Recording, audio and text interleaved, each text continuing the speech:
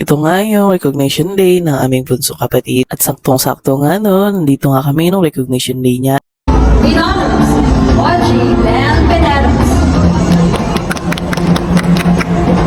Dahil nga late nga sila, natapos ng school year nila. At buti na nga rin ang taon nito, nagbakasyon na nga ni Ada para maka-attend rin no kahit paminsan ng mga ganitong achievement ng kapatid ko. Dalawang nga lang kasi sila dito ni Mama kasi nga may mga kakapatid na mga babae ay nasa Manila. Tumagal nga rin siguro tong event na to ng mga 2 o 3 oras. At after nga namin dito, syempre bilang pasasalamat sa achievement ng kapatid ko, kumain na rin kami sa labas.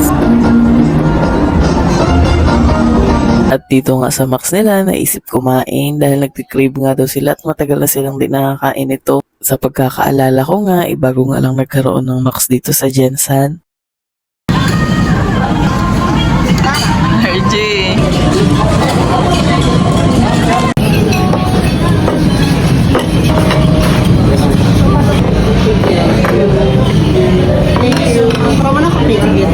Thank you.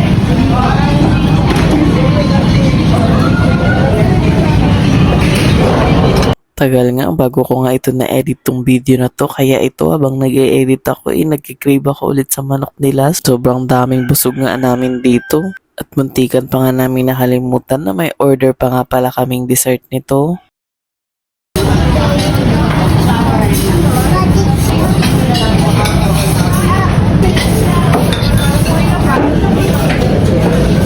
Kahit sobrang busog na nga namin dito, hindi mo talaga matitiis tong dessert na to. Ang sarap kasi. Tuwang-tuwa nga ang bata. Paborito niya kasi ang leche flan. O siya, dito ko na nga tatapusin tong vlog na to. See you on our next vlog!